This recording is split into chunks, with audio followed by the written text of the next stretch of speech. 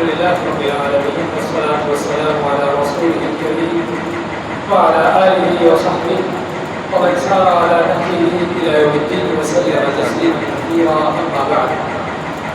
معزز بھائیو، رمضان کے یہ مبارک لمحات، خصوصاً یہ مبارک راتیں کہ جن کے لمحات ہم گزار رہے ہیں، یہ لمحات بڑے قیمتی ہیں.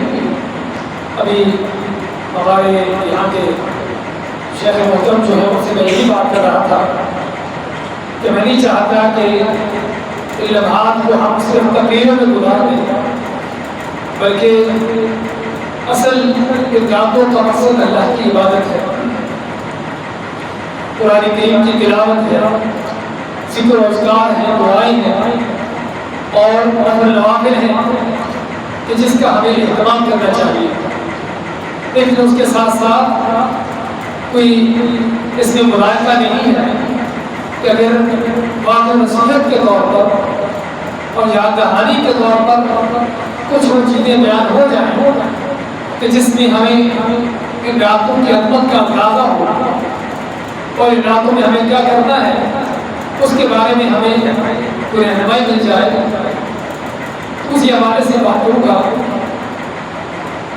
کہ ان راتوں کا جو عظیم ترین عبادت ہے وہ راتوں کا قیام ہے، بلکہ آپ صلی اللہ علیہ وسلم کا فرمان یہ ہے من قام لیلۃ القدر ایمانا واحتسابا، من قام جس نے قیام کیا، اور قیام کرنے کا معنی کہ نماز پڑھی، نفل نوافل پڑھے لیلۃ القدر کو، لیکن دو شرطوں کے ساتھ، ایمان و احتسابا، اللہ پر سچا ایمان رکھتے ہوئے، خالص صحیح عقیدے توحید کے ساتھ، کسی راکاری کے بغیر، کسی دکھلاوے کے بغیر، صرف اللہ کو راضی کرنے کے لیے، احتسابا، اور کچھ صرف رسم و روٹین کے طور پر نہیں کہ چونکہ یہ جاگنے کی راتیں ہم ہی جاگتے ہیں، کوئی رسم پوری کرنا مقصد نہیں، اور نہ ہی کہ صرف لوگوں کو دیکھنا دکھانا مقصد ہے، بلکہ کیا ہے کہ احتسابا، اللہ سے اجر لینے کے لیے، اللہ تعالیٰ سے اجر و ثواب کی نیت سے جس نے راتوں کا قیام کیا، یعنی نمازیں پڑھی، نفل پڑھے، اس کے لیے کیا ملتا ہے؟ وہ پھر ما تقدم من ذنبہ، اللہ اس کے سابقہ گناہوں کو معاف کر دیتا ہے. تو یہ بھائیوں ان راتوں کی عظمت، ان راتوں کی فضیلت کہ جس سے کیا پتہ چلا ان راتوں کی سب سے بڑی عبادت کیا ہے؟ وہ ان راتوں میں قیام کرنا، نفل نوافل پڑھنا، عبادت کرنا ہے. اور عبادت کرنے کا طریقہ بھی وہی ہونا چاہیے جو نبی کریم صلی اللہ علیہ وسلم کا طریقہ ہے. آج بہت سے بھائی اس بات کے سوالات کرتے ہیں کہ ان راتوں میں ہم عشاء کے بعد تراویح پڑھ لیتے ہیں، اس کے بعد پھر آدھی رات کے بعد پھر قیام اللیل کرتے ہیں، تو یہ رکھتے ہیں تو کافی زیادہ ہو جاتی ہیں، 11 رکھتے تو نہیں ہیں جو آپ صلی اللہ علیہ وسلم کی سنت ہے. تو کیا ایسا کرنا جائز ہے؟ ایسا کرنے کہ اللہ کے نبی صلی اللہ علیہ وسلم کی سنت ہے؟ ہم کہتے ہیں کہ اگر آپ 11 رکھتے پڑھ لو، لیکن اس طریقے سے جو نبی کریم صلی اللہ علیہ وسلم کا طریقہ ہے، تو یقیناً اس سے بڑھ کر کوئی بات نہیں ہے. آپ کا رات کو یہ راتیں ہوں یا عام راتیں ہوں، آپ کا تہجد پڑھنے کا انداز کیا ہوتا تھا؟ عائشہ فرماتی ہیں کہ آپ کتنا لمبا قیام کرتے تھے کہ آپ کے پاؤں سوکھ جاتے تھے. حضرت عبداللہ بن مسعود فرماتے ہیں ایک دن میں آپ کے ساتھ کھڑا ہوا تہجد کی نماز میں، آپ نے پہلے سورۃ البقرہ پڑھی، بقرہ 2.5 پارے کی، اس کے بعد سورۃ النساء پڑھی جو تقریباً 1.5 پارے سے 2 پاروں کی ہے، پھر آپ نے سورۃ آل عمران پڑھی جو 1.5 پارے سے اوپر ہے، ساری ملا کر 5.25 پارے بنتے ہیں. جی رکعت پڑھی، ایک رکعت میں آپ نے 5.25 پارے سے زیادہ کے پڑھی. اور پڑھنے کا انداز کیا تھا؟ فرماتے ہیں کہ ہر آیت پر رکتے، اگر اس میں اللہ کی رحمت کا بیان ہوتا تو اللہ کی رحمت کا سوال کرتا، اس میں اللہ کے عذاب کا ذکر ہوتا تو اللہ سے عذاب کی پناہ مانگتے، اس میں اللہ کی کوئی حمد و تعریف کا ذکر آتا تو اللہ کی حمد و تعریف بیان کرتا۔ آپ خود اندازہ لگائیے کہ تسلی اطمینان سے اس طریقے سے اگر آدمی تلاوت کرے گا 5.25 پارے کی کتنا ٹائم لگے گا؟ ایک رکعت ایک آپ کے اس طریقے سے اور اس طریقے سے آپ کی 11 رکعتیں، یہ تھا اللہ کے نبی صلی اللہ علیہ وسلم کا طریقہ تہجد کی نماز کا، اس ثابت راتوں کے قیام کا۔ میرا بتانے کا مقصد یہ ہے کہ تاکہ ہم وہ ایک جو صرف رسم پوری کرتے ہیں نا ان راتوں کو جاگنے کا، تاکہ ہم اس رسم سے نکلے اور حقیقی معنوں میں جانے کہ نبی کریم صلی اللہ علیہ وسلم کا ان راتوں کو جاگنے کا انداز کیا ہوتا ہے، کس طریقے سے رات کا لمبا حصہ اللہ کی عبادت میں قیام میں گزارتے ہیں۔ اور پھر ہمیں معلوم ہونا چاہیے کہ راتوں کی یہ عبادت، یہ قیام، یہ نوافل جو آپ ادا کر رہے ہو کتنے عظیم ہیں۔ نبی کریم صلی اللہ علیہ وسلم کا فرمان ہے افضل الصلاۃ بعد الفریضۃ صلاۃ اللیل، کہ فرض نمازوں کے بعد اگر کوئی افضل ترین نماز ہے تو کون سی ہے؟ تو رات کی نماز، یہ تہجد کی نماز، یہ قیام اللیل۔ فرضوں کے بعد سب سے افضل ترین نماز یہ ہے، بلکہ اللہ تعالیٰ رسول کریم صلی اللہ علیہ وسلم کو مخاطب کر کے فرماتا ہے وَمِنَ اللَّيْلِ فَتَهَجَّدْ بِهِ نَافِلَةً لَكَ، اور رات کے وقت تہجد ادا کرو، یہ آپ کے لیے زیادہ نماز ہے۔ اس سے کیا ملتا ہے؟ عَسَىٰ أَن يَبْعَثَكَ رَبُّكَ مَقَامًا مَحْمُودًا، امید ہے کہ تمہارا رب تم کو مقام محمود تک پہنچا دے گا۔ مقام محمود کیا ہے؟ کیا خیال ہے؟ مقام محمود کیا ہوتا ہے؟ جگہ کہہ رہا ہے، کون سی جگہ؟ جنت میں ہے۔ اور بھی کسی بھائی کا کوئی جواب بولنا؟ مقام محمود کیا ہے؟ قیامت کے دن جب لوگ محشر کے میدان میں پسینوں سے شرابور ہوں گے اور پسینوں میں ڈوب رہے ہوں گے اور سورج ان کے سوا نیزے کے سر پر ہوگا اور جہنم سامنے بھڑک رہی ہوگی، ان حالات میں کافر تمنا کرے گا کہ کاش کہ مجھے جہنم میں ڈال دیا جائے، لیکن اس محشر کے میدان میں سختی سے نکل جاؤں۔ تو لوگ ڈھونڈیں گے کہ تو ہماری سفارش کرے، تو ہمارے لیے اللہ کے ہاں بات چیت کرے کہ اللہ ہمارا حساب لے کر محشر کے میدان سے ہم کو نکال دے۔ آدم علیہ السلام کے پاس، نوح علیہ السلام کے پاس، مختلف انبیاء کے پاس جائیں گے، اب نبی عذر پیش کرے گا کہ میں یہ کام نہیں کر سکتا، حتیٰ کہ نبی کریم صلی اللہ علیہ وسلم کے پاس آئیں گے، آپ فرمائیں گے انا لہا، ہاں یہ حق اللہ نے مجھ کو دیا ہے۔ آپ اللہ کے عرش کے نیچے سجدہ ریز ہوں گے اور دیر تک سجدہ میں پڑے رہیں گے، اللہ کی وہ حمد و ثنا بیان کریں گے، فرماتے ہیں آپ کہ مجھے آج وہ حمد و ثنا نہیں آتی جو اللہ اس کو مجھے سکھائے گا۔ اس کے بعد اللہ کی طرف سے حکم ہوگا ارفع رأسک، کہ اپنا سر اٹھائیے، سل تعطیٰ، آپ نے جو مانگنا ہے مانگیے، واشفع تشفع، اور سفارش کیجیے آپ کی شفاعت قبول کی جائے گی۔ ہاں یہ وہ شفاعت کبریٰ ہے، شفاعت عظمیٰ ہے کہ جو اللہ تعالیٰ آپ کو عطا کرنے والا ہے۔ یہ ہے مقام محمود کہ جہاں پر تمام مخلوقات آپ کی تعریفیں کریں کہ آپ کی شفاعت کی وجہ سے لوگوں کو میدان محشر کی سختیوں سے نجات ملے گا۔ اللہ کیا فرماتا ہے؟ بات کر رہے تھے تہجد کی نماز میں، اللہ فرماتا ہے کہ تہجد کی نماز پڑھو، اس سے تم کو کیا ملے گا؟ اللہ تجھے مقام محمود دے گا۔ اچھا، آپ صلی اللہ علیہ وسلم کو تو مقام محمود مل گیا، مجھے اور آپ کو کیا ملے گا؟ تہجد کی نماز سے مقام محمود تو آپ کے لیے خاص ہے نا، ہمارے کو تو نہیں ملے گا، لیکن مجھے اور آپ کو کیا ملے گا؟ تہجد کی نماز پڑھ کے۔ اس میں اس بات کا اشارہ ہے کہ مقام محبوب اگرچہ وہ ایک خاص مقام ہے جو نبی کریم صلی اللہ علیہ وسلم کو ملے گا، لیکن اس کام کو کرنے والے، تہجد کو پڑھنے والے کو اللہ تعالیٰ دنیا میں اٹھاتا ہے، بلند کرتا ہے، دنیا والوں سے اس کی تعریفیں کرواتا ہے، اور یہ حقیقت ہے بھائیو، یہ ایسی نماز ہے تہجد کی نماز، رات کا قیام، کہ جس کے بارے میں اللہ خود فرماتا ہے ان ناشئۃ اللیل ہی اشد وطئا واقوم قیلا، کہ رات کا کھڑا ہونا اللہ کے سامنے، اللہ کی بارگاہ میں تہجد کی نماز پڑھنا، اس کے دو بڑے فائدے، اشد وطئا، نفسانی خواہشات، شیطانی جذبات، ان کو روکنے کے لیے، ان کو دبانے کے لیے، ان پر غلبہ پانے کے لیے اگر سب سے پکارگر چیز ہے تو تہجد کی نماز، کہ جس کے پڑھنے سے اللہ تعالیٰ انسان کی ایسی تربیت کر دیتا ہے،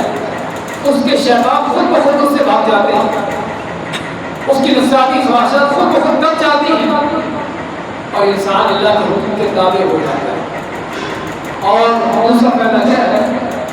ہماری بڑی شکایتیں ہیں کہ دعائیں قبول نہیں ہوتی، ہاں یہ دعا کے قبول ہونے کا وقت ہے، اقوام قیلا، اس وقت جو باتیں کرتے ہو اللہ تعالیٰ سے وہ ڈائریکٹ اللہ تک پہنچتے ہیں، براہ راست اللہ سنتا ہے، جب اللہ خود آسمان دنیا پر تشریف لاتا ہے، خود آ کے پیشکشیں کرتا ہے کہ کون ہے کہ جو اس کے بخشش مانگنا چاہتا ہے اللہ اس کو بخش دے، کون ہے کہ جس کی کوئی حاجت ضرورت ہو اس کی حاجت پوری کروں، کس کا کچھ سوال ہے اس کا سوال پورا کروں، خود اللہ کے آپ نے کر رہا ہے۔ تو یہ ہے دعاؤں کے قبول ہونے کا وقت۔ عربی میں کہا جاتا ہے سحاب اللیل لا تخفی، کہ رات کے تیر عین نشانے پر لگتے ہیں، کیا معنی؟ کہ رات کی یہ دعائیں خاموشی کے وقت میں دنیا کے ہنگاموں سے دور ہٹ کر اللہ کی بارگاہ میں جب آدمی مناجات کرتا ہے، اللہ کو باتیں سناتا ہے، اللہ کی باتیں سنتا ہے، اللہ کو باتیں کس طرح سناتا ہے؟ دعائیں کرتے ہیں۔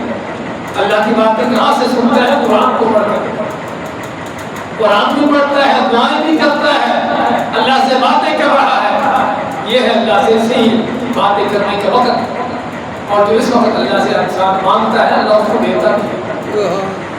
تو یہ ہے بھائیوں کہ نمازوں کے تہجد کی نماز، اس کی فضیلت، اس کا مقام، دوسری حدیث میں آپ فرماتے ہیں کہ 3 کام کر لو جنت میں تک پہنچ جاؤ، 3 کام کر لو، تو 3 کام کیا ہے؟ افش السلام، جب بھی دوسرے کو ملو تو سلام کہو۔ آج ہم اس ابراہیم غیر عربی کے دور میں ہیں کہ جب ایک دوسرے کو سلام بھی کہنے کی نوبت نہیں آتی، اس کی توفیق نہیں ہوتی، بلکہ رات وقت ایک دوسرے کو ملتے بھی ہے تو گالی دیتے ہیں۔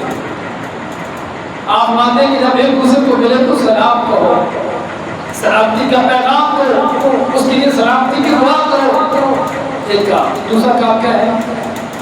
اطعموا الطعام، کھانا کھلاؤ، کھانا کھلاؤ، غریبوں کو، فقیروں کو، محتاجوں کو، عزیزوں کو، رشتہ داروں کو، لوگوں کو کھانا کھلاؤ۔ ہاں اللہ تعالیٰ تم پر روزی کے دروازے کھولے گا۔ دوسرا کام۔ تیسرا کام کیا ہے؟ صلوا باللیل والناس نیام، کہ راتوں کے جب لوگ راٹے لے رہے ہوتے ہیں اس وقت اللہ کے سامنے کھڑے ہو کر نمازیں پڑھو، کیا ہوگا؟ تدخلوا الجنۃ بسلام، جنت کے راستے سے خیر و سلامتی سے طے کرتے پہنچ جاؤ۔ بھائیو یہ ہے جنتوں کا راستہ، کہ راتوں کو نماز پڑھنا، راتوں کو اللہ کی بارگاہ میں کھڑے ہونا۔ تو یہ آج کل کی راتیں، یہی راتیں ہیں، لیکن کیا صرف آج کل کی راتیں ہیں؟ کیا صرف آج کی رات ہے؟ کل کی رات نہیں ہوگی، کل کہاں ہوگی آپ؟ اور کل کہاں پر تھے؟ کیا خیال ہے؟ ہمارے یہاں کہتے ہیں کہ آج رات ہے، جاگنے کی رات ہے، اور کل کی رات مجھے وہ رات نہیں تھا، جاگنے کی رات، اور کل ابھی آئے گی 26 رات،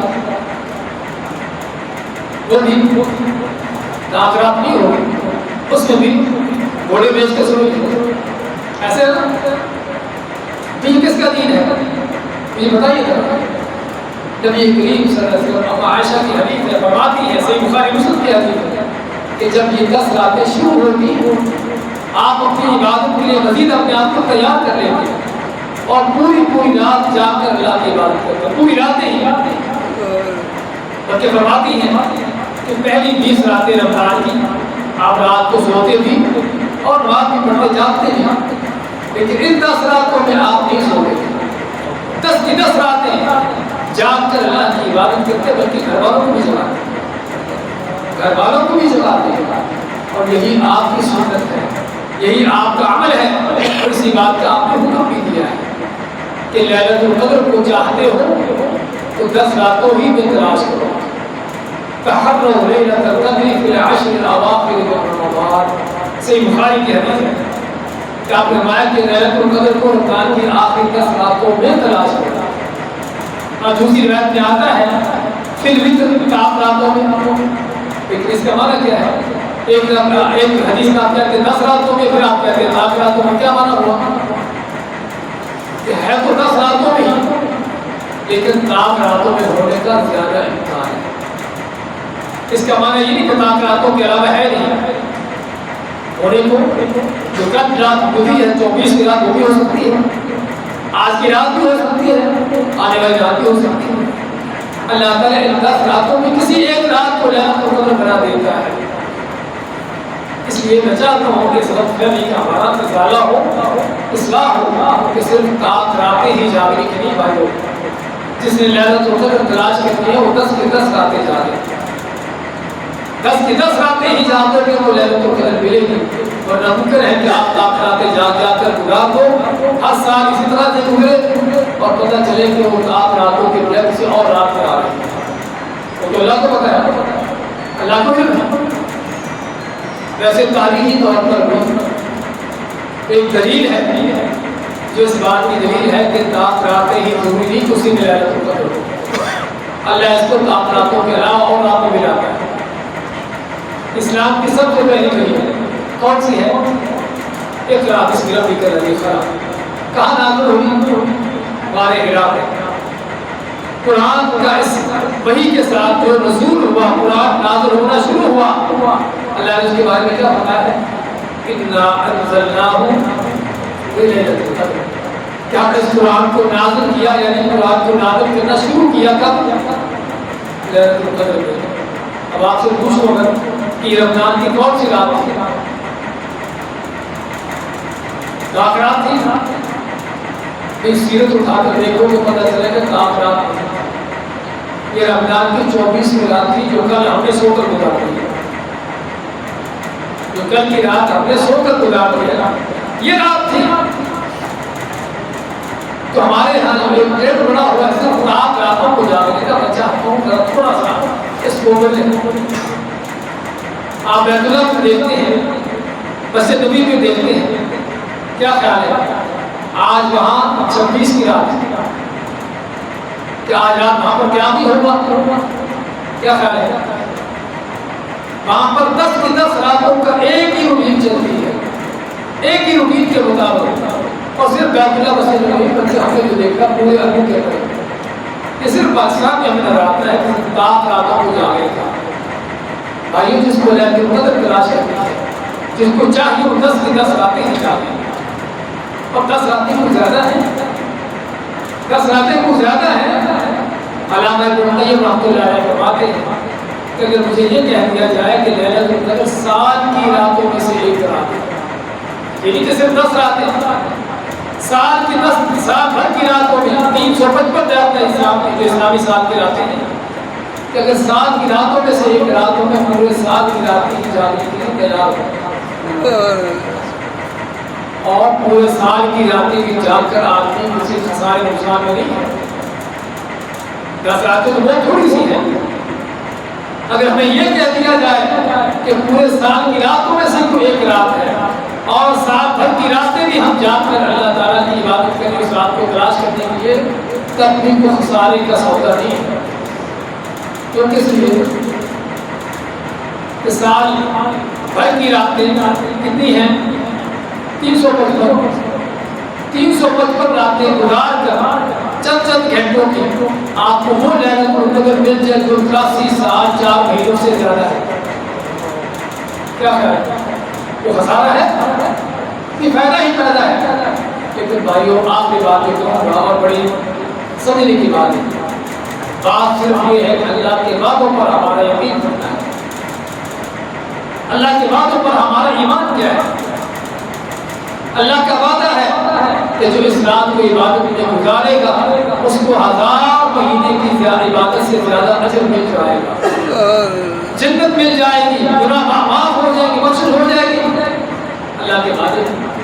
لیکن پھر بھی ہم چلو تاک راتے ہی لگا لو، تاک راتے بھی جانے والے بندے ہیں، آس پاس کی آبادی دیکھیے، مسجد میں لوگوں کو دیکھیے، ان کے گھر میں بھی چاہتے بیٹھ جاتے ہوں گے، کتنے ہیں؟ باقی لوگ کہاں پر ہیں؟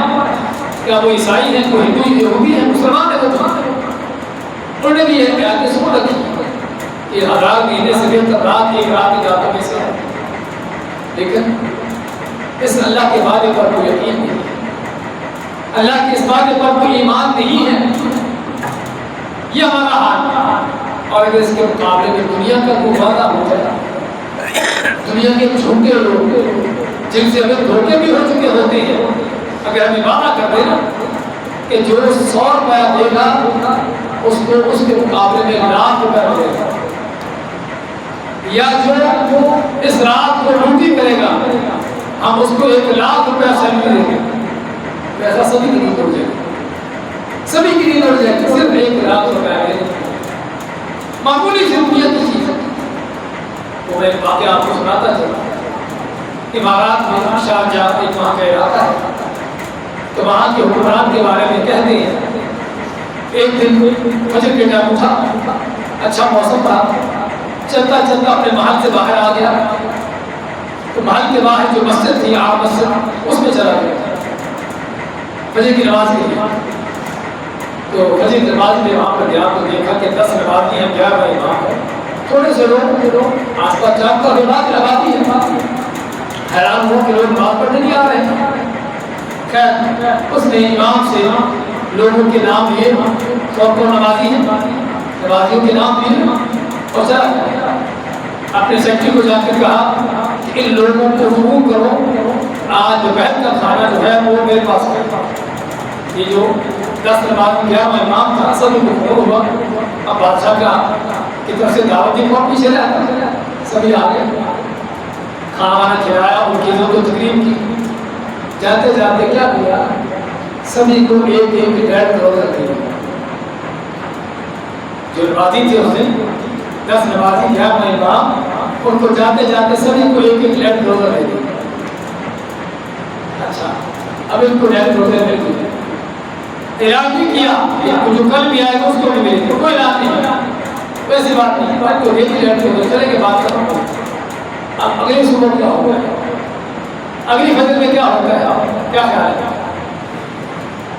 کہ اس مسجد کے چاروں طرف کوئی گاڑی کھڑی کرنے کی جگہ نہیں تھی، وہ بندے کے کھڑا ہونے کی جگہ نہیں تھی، پتہ چلا کہ کل لینڈ کروزر ملی ہے، شاید آج بھی مل جائے، علاقی ہوا نا، شاید مل جائے، تو وہاں پر جو جس کو پتہ چلا سبھی بھاگے دوڑ جائے، اس لیے لینڈ کروزر دینے کے لیے جس کا اعلان بھی نہیں ہوا تھا، جس کا وعدہ بھی نہیں تھا، سمجھے، وہ لینڈ کروزر لے کے آ گئے، لیکن جس اللہ کا وعدہ ہے، کیا وعدہ ہے، کون بھائی بتائے، فجر کی نماز کے حوالے سے کیا وعدہ ہے، وعدہ ہے کہ نہیں ہے، وعدے کی جانتے ہیں پھر ہمیں اس کا اہتمام کیا ہوگا، وعدہ ہے اللہ تعالیٰ کا۔ آپ کیا فرماتے ہیں کہ رکعتِ الفجر، فجر کی صرف 2 سنتیں جو ہیں فرض تو بڑی اہم ہیں، فرضوں سے بڑھ کر ہیں، فجر کی صرف 2 سنتیں ہیں، خیر من الدنیا وما فیہا، فجر کی 2 سنتیں ہی دنیا اور دنیا کے اندر جو کچھ ہے اس سے زیادہ بہتر ہے۔ کس کا وعدہ ہے، اللہ کا وعدہ ہے۔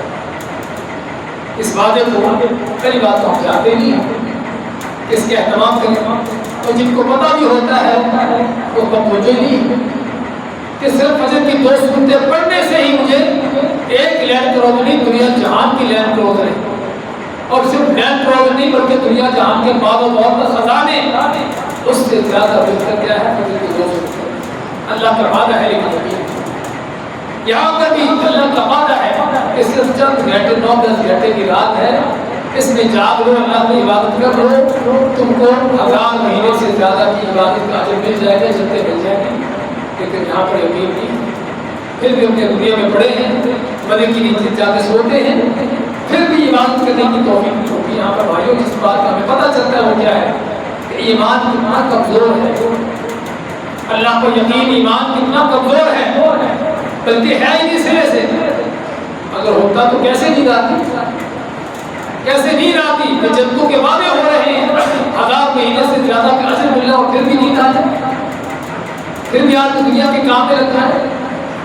اس لیے بھائیوں ان راتوں کا سب سے بڑا پیغام کیا ہے کہ اپنے یقین اللہ پر مضبوط کریں، اللہ کی باتوں پر یقین کریں، اپنے ایمان کا جائزہ لیں، اپنے ایمان کو پختہ کریں۔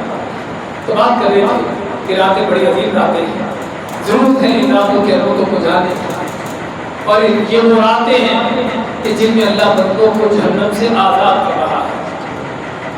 اب کسی کی بدبختی ہوگی کہ اللہ کی طرف سے آزادیوں کے اعلان ہو رہے ہوں اور پھر بھی وہ آزاد نہ ہو، اللہ کی طرف سے آزادی کے فرمانے مل رہے ہوں اور پھر بھی وہ جہنمی کا جہنمی بنا رہے، اس سے بڑھ کر اور کیا بدبختی ہے۔ اور بات پھر بھی رسول کریم صلی اللہ علیہ وسلم فرماتے ہیں وَالْمَحْرُومُ مَنْ حُرِمَ فِيهِ رَحْمَةَ اللَّهِ، اصل بدبخت وہ شخص ہے کہ جو اس لیلۃ القدر میں بھی اللہ کی رحمت کو نہ پا سکا، اس لیلۃ القدر بھی اللہ کی رحمت سے محروم ہو گیا۔ یہ ہے جو اصل بدبخت ہے۔ تو ضرور چاہیے ان لمحات کی قدر و قیمت کو جاننے کی، اس کی عظمتوں کو پہچاننے کی اور جاننے کی کہ ہم کتنے عظیم وقت سے گزر رہے ہیں اور ہمیں کس قدر اس کی قدردانی کرنے کی ضرورت ہے۔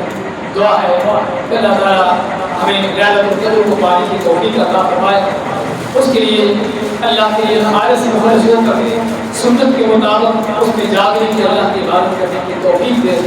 اللہ تعالیٰ ہمیں ان سے کر دے جن کو جہنم سے آزاد کیا ہو، اللہ تعالیٰ ہمیں ان سے کر دے کہ جن کے اللہ نے بخشش کر دی ہو۔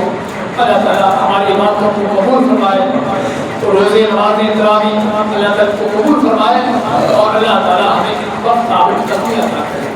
کیونکہ بھائیوں ابھی چند دن کے بعد امتحان ہوگا، ابھی چند 4-5 دن کے بعد پتہ چل جائے گا کہ کون اللہ کی عبادت کر رہا تھا اور کون کھیل تماشا کر رہا تھا۔ کیسے پتہ چلے گا؟ کیسے پتہ چلے گا کہ جو بھائی، جو مسلمان، جو ہماری بہنیں اللہ کی اس عبادت پر جاری نہیں، تہجد کی نماز پڑھنے کی اللہ نے پریکٹس کروا دی آپ کی، تراویح کے شکل میں اس کو پڑھتے رہو، پانچوں نمازیں کی پابندی کر رہے ہیں، جو پابندی کرتے رہیں گے، نمازیں پڑھتے رہیں گے اور عبادتوں پر چلتے رہیں گے، اس بات کی دلیل ہے کہ ان کی عبادتیں اللہ کے لیے بھی قبول ہوگی۔ اور جو بھائی چھوڑ بیٹھے پھر رمضان ختم ہو گیا، بس عبادت ختم ہو گئی، تو پھر انہوں نے وہ اپنے نفس کی عبادت کی، اللہ کی عبادت کرنا ہوتی ہے تو اللہ نے تو پانچوں نمازیں سال تک زندگی بھر فرض کی، صرف رمضان میں نہیں، روزے اگرچہ رمضان کے فرض ہے لیکن اللہ کی طرف کی سنت ہے، 7 بار روزے رکھتے رہنا، اس دنوں تہجد تراویح جس کو ہم تراویح کہتے ہیں، یہ آپ سب کی سال بھر کی سنت ہے تہجد کی، کبھی نہیں چھوڑتے تھے، اگر کبھی رات کو چھوٹ بھی جاتی تھی تو دن کو قضا کرتے تھے۔ تو ضرورت ہے ہمیں اللہ نے جن عبادتوں کی توفیق دی ہے ان پر جاری ساری رہے، اللہ سے دعا بھی مانگے کہ اللہ ہمیں استقامت دے، ان عبادتوں پر جاری رہنے کی توفیق دے، جن عبادتوں کے بارے ہم کو توفیق دی ہے بڑھتے دم تک اللہ تعالیٰ ہمیں پر جاری ساری رہنے کی توفیق دیتا رہے، دعا بھی کرے اور اس پر استقامت کی اختیار کرے۔ اللہ تعالیٰ ہم نے جو کہا اور سنا ہے بہت سارا مقام میں بیٹھا ہونے کی توفیق دے، جزاک اللہ خیر و بارک اللہ، صلی اللہ وسلم علی نبینا۔ اور ہمارے حاجی رمضان صاحب بیمار ہیں، ہمارے حاجی یونس صاحب، ان کے لیے تمام بزرگوں کے لیے۔ ایسے تو ہمیں دعائیں کلمات کہنی ہیں پہلے نہیں، لیکن جو رہ گئے ہیں ان کو مکمل کر دیتے ہیں۔ اللہ تعالیٰ تمام بیماروں کو شفائے کاملہ عطا فرمائے، ہر مسلمان کی جو بھی تکلیف بیماری ہے اللہ تعالیٰ اس کو صحت و عافیت سے نوازے، اس کی بیمار کی تکلیف کو دور فرمائے، اور جو ہمارے بھائی دنیا سے جا چکے ہیں ایمان اور توحید اور عقیدے کے ساتھ اللہ تعالیٰ ان کی بخشش فرمائے۔ ان کی قبروں کو نور سے منور فرمائے اور ان کے آخرت میں درجات بلند کرے اور جب تک ان کو اعلیٰ مقام عطا فرمائے اور بھائی و بہنیں کہ جن کی طرف سے کروائی ہے کہ ان کے اللہ تعالیٰ ان کو لینا اولاد سے نوازے اور ہر مسلمان بہن کہ جس کو اس بات کی طلب ہے ان کی اولادیں نہیں اللہ ان کو نیک اور طیب اور پاکیزہ اولادوں سے نوازے اور اللہ تعالیٰ ہر مسلمان کی جو بھی جائز مرادیں ہیں ان کی آتے ہیں اللہ ان کو پورا فرمائے صلی اللہ علیہ وسلم